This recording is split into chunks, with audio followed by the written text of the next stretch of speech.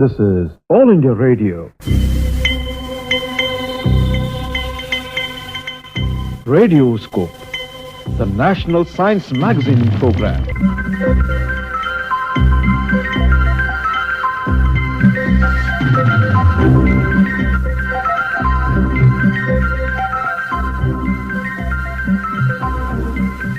Hello, this is Deepshikha Durgapal welcoming you to yet another edition of the National Science Magazine, Radioscope.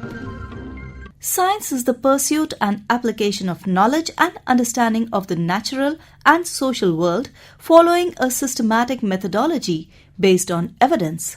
Science is both a body of knowledge and a process. In this edition of Radioscope, we will touch upon some happenings in the natural world that have a great social impact. Nature is a great giver and mostly a benevolent giver. It is up to us to preserve and conserve the bounties that she provides. One such precious gift is the wetlands. They are world's most productive ecosystems and critical for wildlife preservation.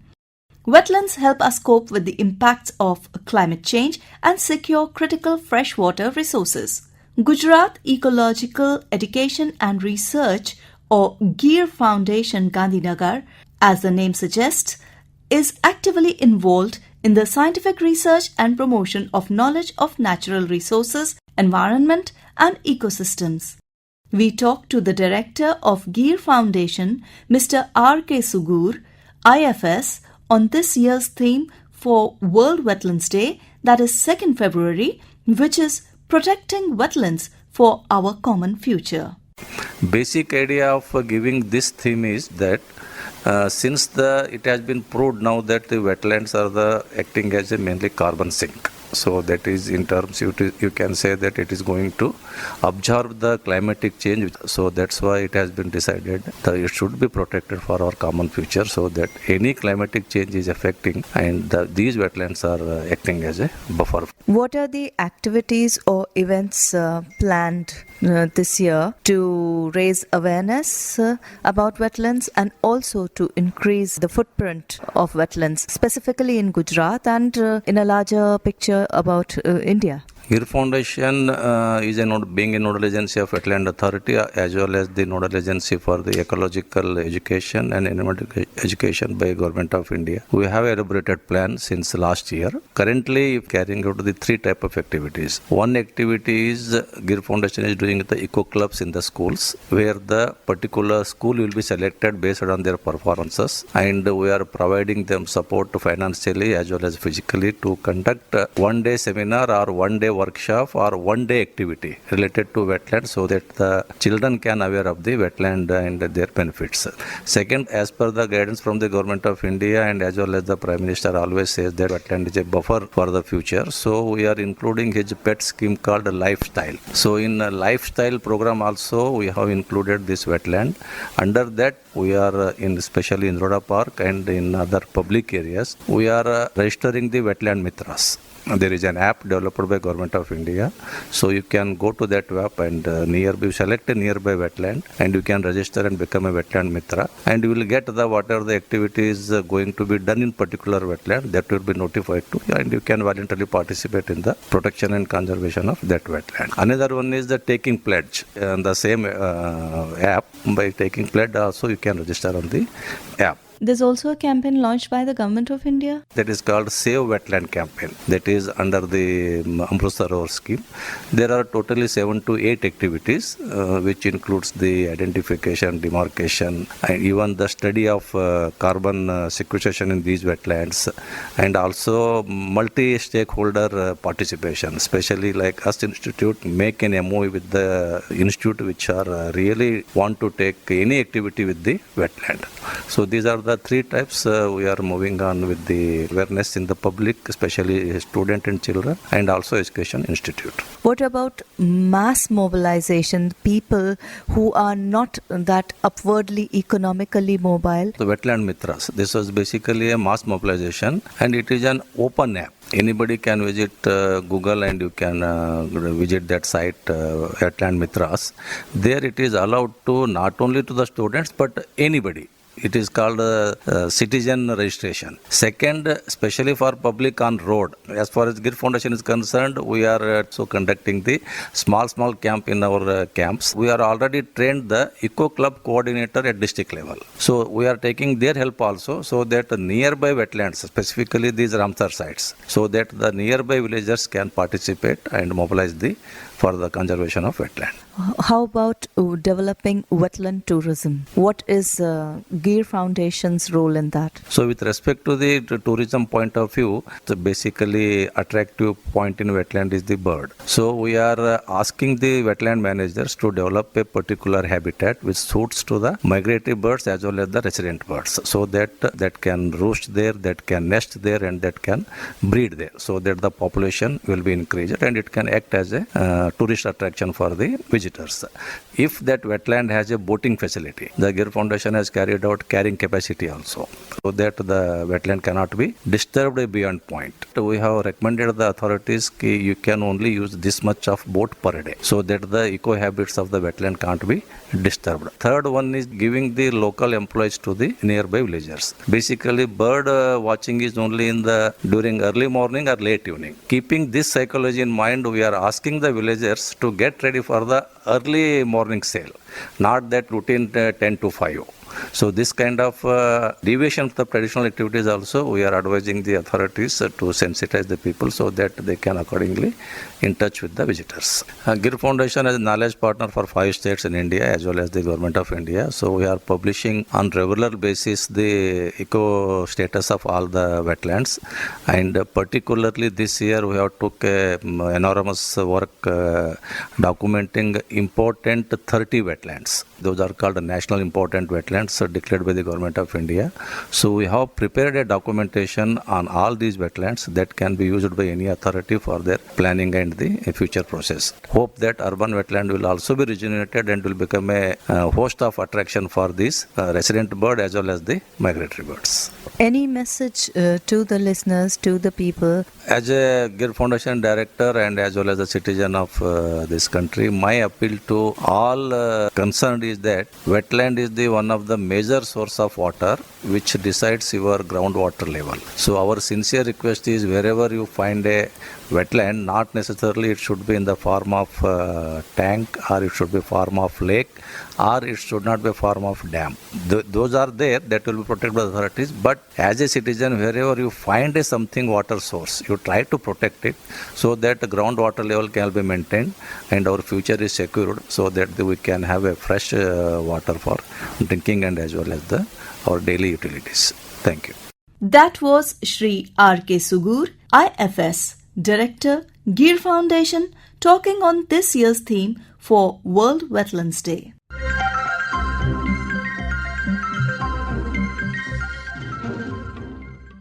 We often hear children complain of stomachache. Soil-transmitted helminths are a significant public health concern for India. Around 22 crore Indian children aged 1 to 14 years are estimated to be at the risk of worm infections. Worms in children interfere with nutrient uptake and can contribute to anemia, malnourishment, and impaired mental and physical development.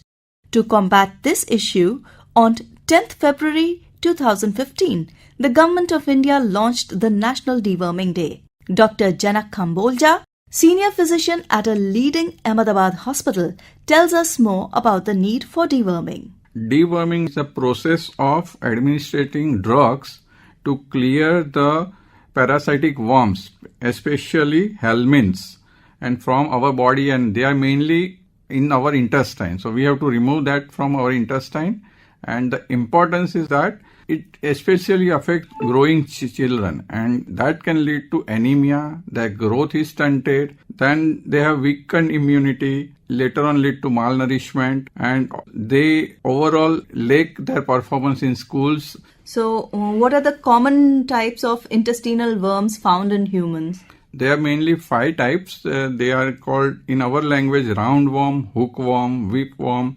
tapeworm, and pinworm. children are the most frequently needed for this deworming drugs. Yeah. Other than them, even pregnant women, but they need to be given under medical supervision.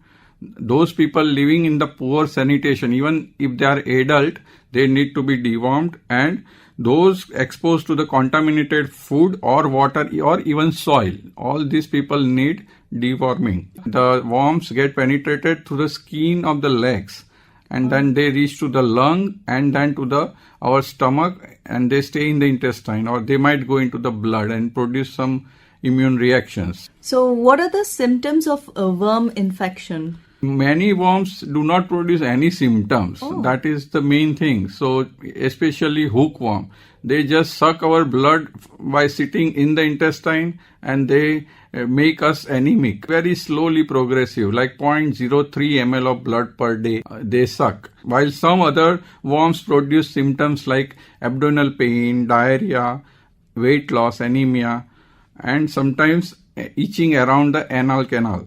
So these are the symptoms, and in some cases like roundworm infestations, they can produce severe intestinal obstruction, means that is a surgical emergency where we might need operation for that, and we have to be cautious, especially in asymptomatic person. So, how often deworming should be done? By the national MOHFW guidelines as well as WHO guidelines recommendation, deworming at least once a year if prevalence is less. Otherwise, we need twice a year, and few states in India already, like Tripura, has applied twice a year deworming program. So, what are the common deworming medications that are administered? Few worm infestation we need only one drug, and in some worm infestation we need combination of that.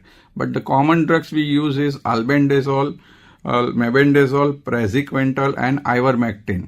Deworming medications are usually safe. Sometimes they produce mild giddiness or mild stomach pain. Otherwise, they are usually considered to be safe, and we do prescribe routinely. How does a deworming drive help the community? It affects the whole community. So if we do proper deworming, it will reduce the disease burden. And mainly for children, it will improve their education, school attendance, and performance in their studies. And overall productivity of the country will improve, and it will also have a decreased cost on our healthcare system. MOHFW is carrying out at the level of India, and it can be applied at the community level health campaigns, sometimes school-based programs, and integrating this deworming program with the nutrition and sanitation initiatives. What role does hygiene play in preventing worm infestation? Most important is hygiene. The soil is the main source, and sometimes water. So if we have a proper hygiene, using clean water, wearing shoes, cooking food properly, because improper uncooked non-veg foods can lead to tinea infections, tapeworm, that's what we call, and maintaining proper sanitation will prevent the reinfection definitely. What are the global efforts being undertaken for mass deworming programs? Because India is not the only country that is succumbing to this deworming. Yes, the organizations like UNICEF, WHO, and NGOs are doing these large-scale deworming programs. Especially this is required where endemicity of this worm infestation is high, means more than 50%. And there must be certain challenges also that deworming programs face. So what would they be? People will not accept any medication if they are not symptomatic. So lack of awareness mainly. Then resistance to medications. Some worms have developed resistance to albendazole and mebendazole. So we have to find out which worms have developed resistance. And another issue is funding issue, ma'am. And fourth is wherever there is poor sanitations, even we have done deworming, they will again be exposed to and they have reinfections. You mean to say that the worms also, they are modifying themselves and becoming drug resistant? Yes, each and every organisms on the earth modify themselves, like bacteria, like viruses, parasites also. They develop resistance to these medications. So we need to modify our approach to this worming menace also. Especially the municipal schools or those schools which are run in the poor sanitation areas, teacher must explain them about avoid open defecations. Basically, the worm infestations, the worms sitting in the intestine will pass to the soil if they do open defecation. So if we avoid open defecation, the life cycle of worms will not continue. And that's why it is very important to have toilets. And vis-a-vis Gujarat, what is the scenario as regards deworming drive? South Gujarat has a lot of problem with the parasitic infection, especially leptospirosis, and another is elephantiasis. Because of these parasitic infections, the drive is going on in Gujarat also that to prevent this infection. So, but not only for Gujarat, they have implemented all over the India. Are the same drugs that are used for deworming used for this filariasis or elephantiasis? Yes. Oh, so it means that one simple drug can have multiple effects, multiple positive effects. Yes. And about India, there are few studies are done, and for that roundworm infestation, I told you, the prevalence is still higher side, almost 25%, while other whipworm and hookworm has 10 to 15%. At least for roundworm infestation, we need to continue this program all over India. Thank you so much, Dr. Khambholaja, for imparting such useful information on the deworming program that the Government of India undertakes. And I sincerely hope that all the teachers and all the parents, and especially the community that are more prone to worm infestation, cooperate with the drives that the government keeps undertaking from time to time. Thank you so much. That was Senior Physician Dr. Janak Khambholaja on the National Deworming Day.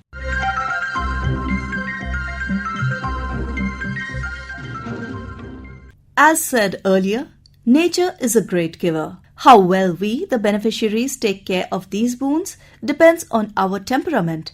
And one way to shape our temperament is education. Formal education in the different branches of science, together referred to as STEM.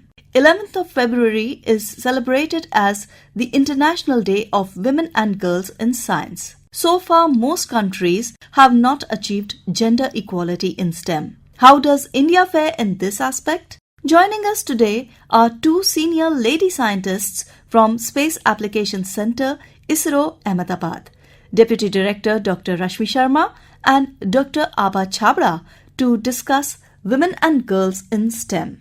Women have made several contributions in organizations like Indian Space Research Organization, Ministry of Earth Sciences, talk about DRDO, ICAR, Bhabha Atomic Research Center, TIFR, many of the CSIR labs. And here I'll take the name of one Dr. Rohini Godbole, who was a very reputed physicist from Indian Institute of Sciences, and whose contribution in high energy physics we all know.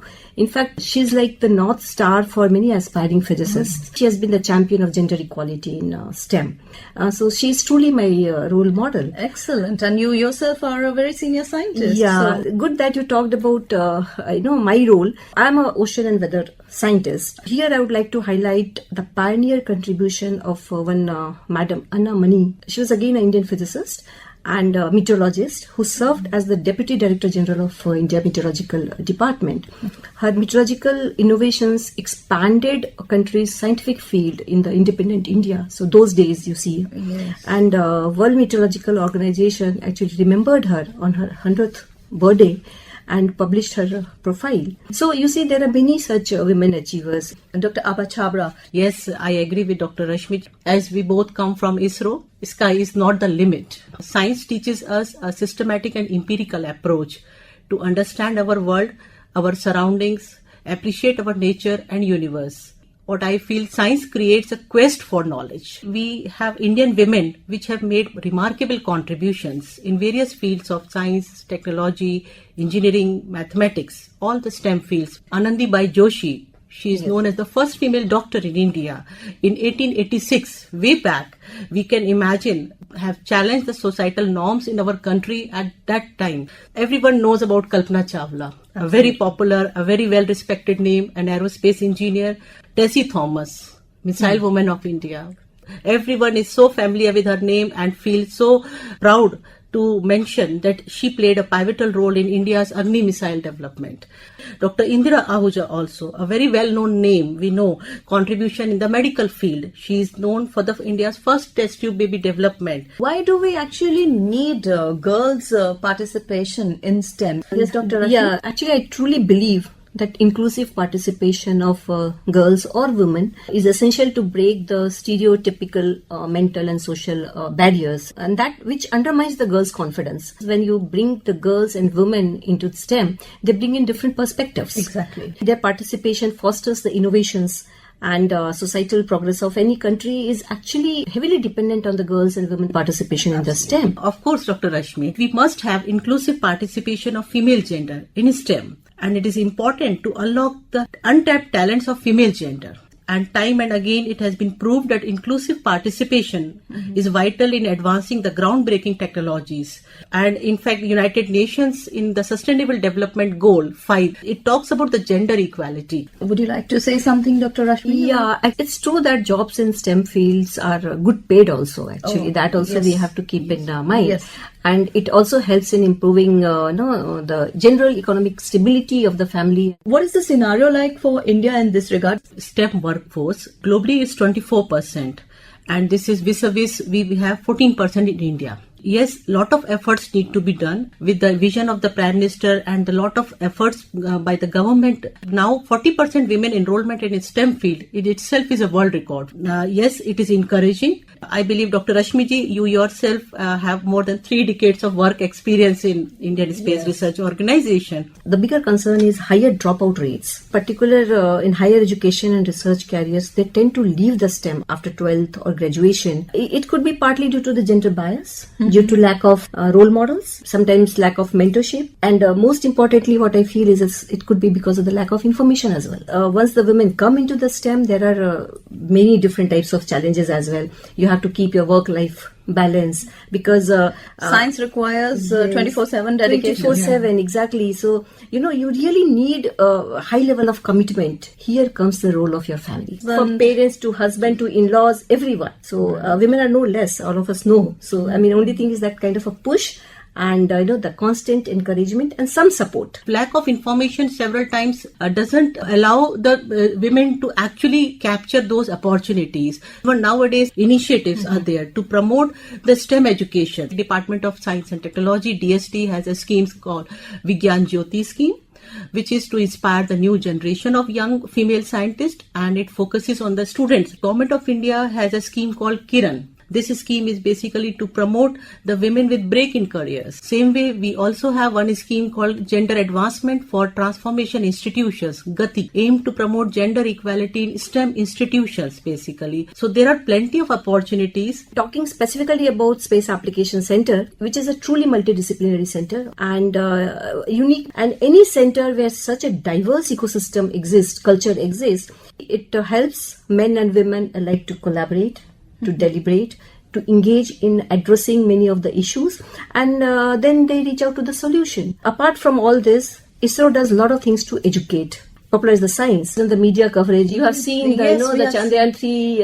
landing. And our Honorable Prime Minister surrounded by all the lady scientists. That was such a proud moment as a woman. Yeah, and that day has been now named as, National Space Day. Actually, ISRO is heavily into putting the exhibitions. Dr. Abha will talk more about those things. Not just limiting to big cities or, big towns. These exhibitions, they go to the small cities and also very remote places, pan-India. As they say, catch them young. If children get access to, if they come to interact with scientists at a young age, somewhere in the mind that love for science may develop. Absolutely. Yes, I am fortunate enough to work in a center of ISRO where we have a multidisciplinary team. I have carried out a lot of field studies as well, faced very tough situations, and in fact by leading my teams in the remote areas across the country, ISRO gives lot of emphasis on the capacity building. Deepshikha, as you have rightly said, catch them young. ISRO initiated Yuvika, Yuva Vigyani Karikram, and this is a ISRO funded 2 weeks residential program. Last year, a Space Application Center with Department of Science and Technology, Government of Gujarat, we initiated Gusek Bhavi Vigyani Karikram. Right from the students from class 9 to 12, they get an opportunity globally. So it is something for a overall awareness about these our developments in the field of space research, and also make them aware about the various opportunities for their future career. ISRO has its own STEM portal, Antriksh Jigyasa. So it provides lot of e-learning programs both in English and Hindi languages. We have the school Bhuvan with NCRT, where a lot of syllabus of NCRT is now available at Bhuvan platforms. IIST at Trivandrum, which is a deemed university, provides education in UG, PG and doctoral levels. A very important thing to mention here is the United Nations one course we are running across various ISRO centers, which is to promote space science and technology education in Asia and Pacific. ISRO has plenty of opportunities to all. Merit is the only consideration, right from recruitment to the career progression. You really listed out a very impressive array. Could you please throw light on women scientists of ISRO and their role in various missions? We have a very strong, efficient teams with female representation at all the levels. At the initial level, we recruit research fellows. So we have research fellows, we have scientists, engineers, heads, group directors, deputy directors, project directors. Many of the ISRO's projects have been led by women scientists, and mission director, and even the center director also. ISRO women scientists have been participating in various field studies, actually, which is very harsh at many times. They go to Arctic and Antarctica, which is such a harsh condition, staying there for months together. I was myself in a ship cruise, taking measurements in the ocean in the Bay of Bengal, and you won't believe the kind of harsh environment that I encountered. 2 to 3 cyclones, and the sea becomes so rough. Right. But then it was a passion. You're learning the new things, you're learning new aspects, and interacting with the national and international researchers, and bringing out some newer aspects of the science and research, and helping the nation. Absolutely. So, and there are many women scientists in ISRO which are representing ISRO at the highest level of national and international forums. Abha, you have contributed and represented ISRO in various capacities. Indeed, got plenty of opportunities, blessed to have experienced and represent ISRO in various forums. Recently contributed as a drafting and working author for the mega science vision of the country. At the same time, representing ISRO in international forums, on climate change forums. I must say here that Dr. Rashmi herself, and I feel proud to mention here that she herself is leading a big team of more than 100 scientists at our center, being a deputy director. And we have many female colleagues who have contributed in R&D.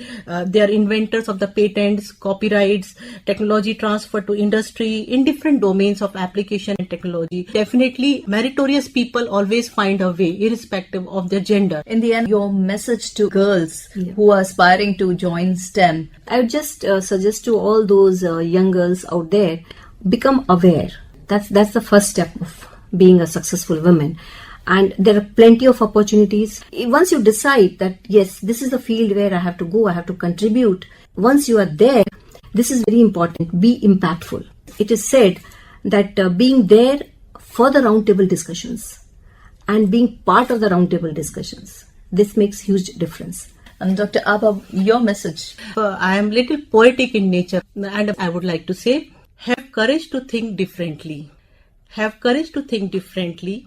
Courage to invent, to travel the unexplored path. Courage to accelerate action. Discover the impossible, and to conquer the problems and succeed. This is what I believe is the mantra. And in ISRO, we believe in teamwork. Kalam Sahab has very rightly put forward, team for us means together everyone achieves more. And this is how we must promote and encourage and empower our women and lead our country to make it a superpower in the world. That was a wholesome discussion on women and girls in STEM by two senior lady scientists from Space Applications Center ISRO Ahmedabad, Deputy Director Dr. Rashmi Sharma and Dr. Abha Chhabra.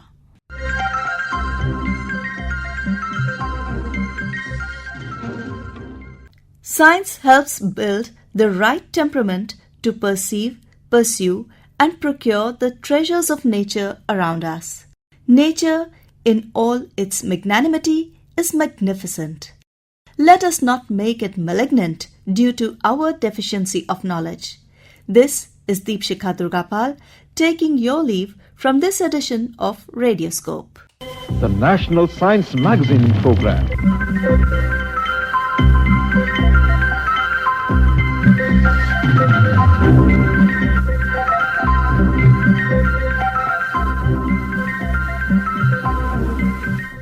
This program was produced by Akashvani, Ahmedabad.